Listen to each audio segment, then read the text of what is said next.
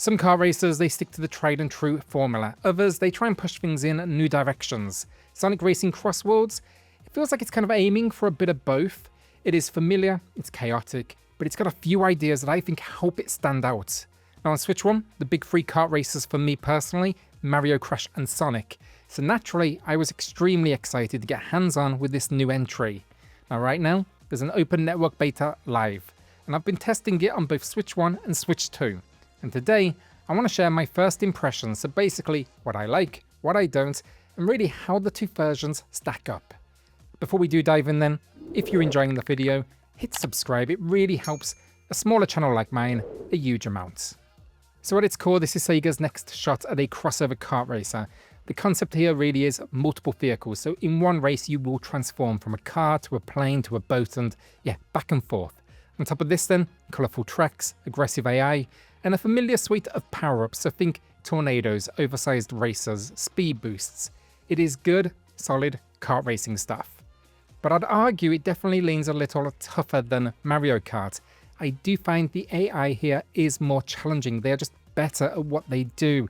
And because you're swapping between different vehicles mid-race, you really do need to master multiple terrains if you want to stay competitive. The roster's strong too, you know, the obvious ones, Sonic, Tails, Knuckles, all present of course. But then the crossovers, they start showing up and they have a lot of fun. My favourite so far, Joker from Persona. On top of this then, each racer has their own specialisation, so Sonic leans into speed, Joker into handling, others may focus on, let's say, acceleration or defence. So basically, it's not just cosmetic.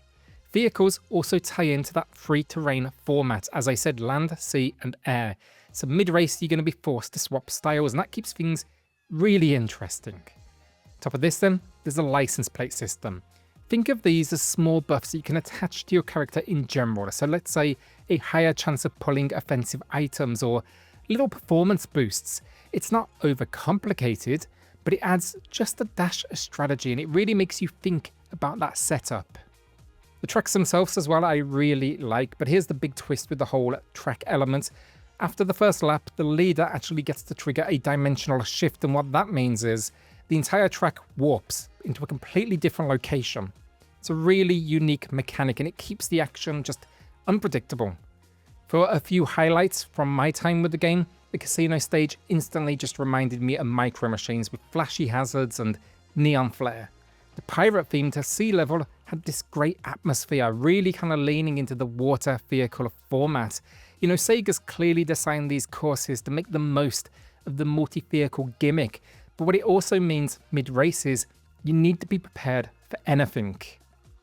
When it comes to the beta itself then as well, it gives you a few different ways to play. You've got your quick online races, and I'll be honest, I've had a few issues connecting. Usually it takes a couple of attempts for me before I get into a race. That said, once I'm in, smooth sailing. Lag hasn't been a problem for me so far, and for a beta, that's actually a really good sign. There's also then a set of single-player cups on offer, and I really like how they're structured. It's 3 regular races followed by a finale, but what I like is the spin on the finale. That final race, it actually stitches the previous 3 tracks together. It's 1 lap on each, and it creates this mashup of everything you've just seen. It is such a clever way of using the dimensional shift mechanic, not just as a mid-race surprise, but as a deliberate design choice to tie a cup together. And it works. It feels like a highlight reel of the best bits from the tracks you've just played, forcing you to adapt on the fly. Now though, let's talk about performance, because this is where the experience gets a little more complicated. On Switch 1, the game is locked to 30 FPS, docked or handheld. It mostly holds that line. There are dips, very minor, here and there, but nothing game-breaking. Visually though, it's a struggle. Blurry textures, menus that look awful honestly, and a lot of stripped back environmental detail. It is playable, do not get me wrong, but it definitely doesn't impress. Now on the Switch 2, I want to be clear here, there is a proper build coming at release, but that's not what this beta is running. For some reason, it's a Switch 1 build only. So right now, I'm running that version on Switch 2 hardware, hoping for that natural boost. And yeah, it doesn't help much. In fact, it actually kind of makes it worse. The frame rate here is still capped at 30. The image is definitely sharper, but the jagged edges are so aggressive that once you're mid-race, I actually preferred playing on Switch 1. Responsiveness as well also felt a little worse docked, and that is because the frame drops on Switch 2, I don't know, they seem to hang for longer, and even though my capture analysis showed minimal difference, it just felt less stable in the moment. Handheld though is where things improve for both. On Switch 1, the smaller screen hides some of that blur. On the Switch 2, you do get more screen real estate, so it makes all those jagged edges stand out more, but it runs a lot better. I actually preferred the bigger screen. I'd make that kind of compromise personally.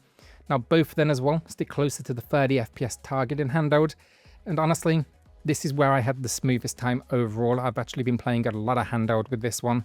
Now if you do want to see what that looks like for yourself, or at least more of it, I've uploaded extended handheld capture to my other channel, Start Screen. It's new. It's just basically a channel for pure gameplay, handheld that is, with game audio only. So no commentary, no overlays, none of that stuff.